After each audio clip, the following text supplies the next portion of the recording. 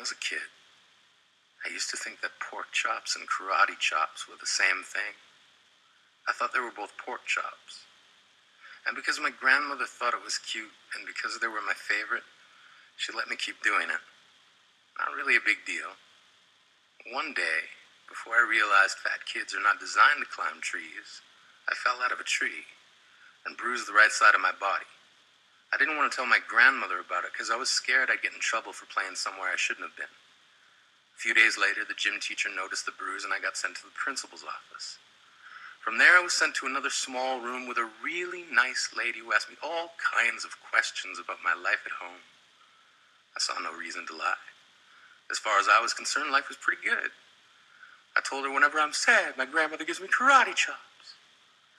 This led to a full-scale investigation, and I was removed from the house for 3 days until they finally decided to ask how I got the bruises.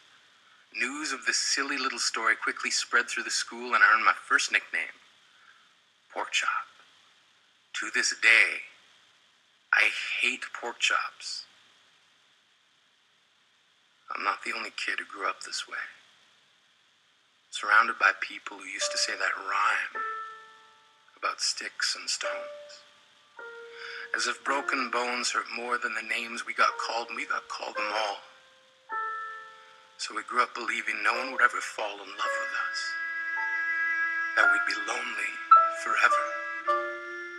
That we'd never meet someone to make us feel like the sun was something they built for us in their tool shed.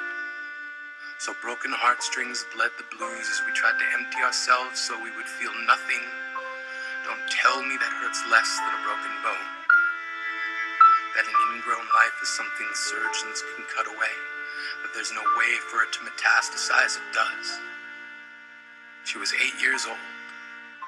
Our first day of grade 3 when she got called ugly. We both got moved to the back of class so we would stop getting bombarded by spitballs. But the school halls were a battleground where we found ourselves outnumbered day after wretched day. We used to stay inside for recess because outside was worse. Outside we'd have to rehearse running away or learn to stay still like statues, giving no clues that we were there in grade 5. They taped a sign to the front of her desk that read, "Beware of dog." To this day, despite a loving husband, she doesn't think she's beautiful. Because of a birthmark that takes up a little less than half her face. Kids used to say she looks like a wrong answer that someone tried to erase but couldn't quite get the job done. And they'll never understand that she's raising 2 kids whose definition of beauty begins with the word mom. Because they see her heart before they see her skin. Because she's only ever always been amazing. He was a broken branch grafted onto a different family tree. Adopted. Not because his parents opted for a different destiny. He was 3 when it became a mixed drink of 1 part left alone and 2 parts tragedy. Started therapy in 8th grade.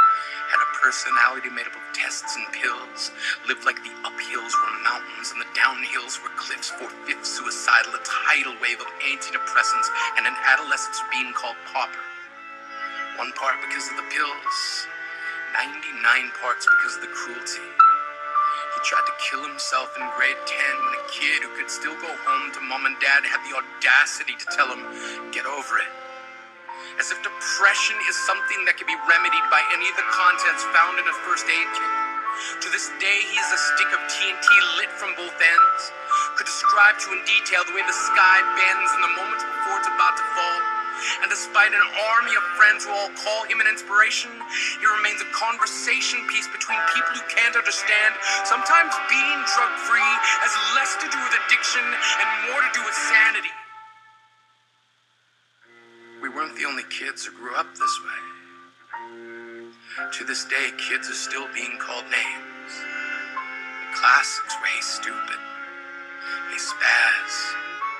Seems like every school has an arsenal of names getting updated every year. And if a kid breaks in a school and no one around chooses to hear, do they make a sound? Or they're just background noise from a soundtrack stuck on repeat when people say things like kids can be cruel. Every school was a big top circus tent, and the pecking order went from acrobats to lion tamers, from clowns to carnies. All of these miles ahead of who we were freaks. Lobster tall boys and bearded ladies, oddities juggling depression and loneliness, playing solitaire, spinning the bottle, trying to kiss the wounded parts of ourselves and heal. But at night, while the others slept, we kept walking the tightrope. It was practice, and yes, some of us fell. But I want to tell them that all of this is just debris left over when we finally decide to smash all the things we thought we used to be. And if you can't see anything beautiful about yourself, get a better mirror. Look a little closer. Stare a little longer. Because there's something inside you that made you keep trying despite everyone who told you to quit. You built a cast around your broken heart and signed it yourself. You signed it. They were raw. Because maybe you didn't belong to a group or a clique. Maybe they decided to pick you last for basketball or everything. Maybe you used to bring bruises and broken teeth to show and tell but never told. Because how can you hold your ground if everyone around you wants to bury you beneath it? You have to believe that they were raw. They have to be wrong. Why else would we still be here? We grew up learning to cheer on the underdog because we see ourselves in them. We stem from a root planted in the belief that we are not what we were called. We are not abandoned cars stalled out and sitting empty on some highway. And if in some way we are, don't worry. We only got out to walk and get gas. We are graduating members from the class of We Made It. Not the faded echoes of voices crying out names will never hurt me. Of course, they did. But our lives will only ever always continue to be a balancing act that has less to do with pain and more to do with beauty.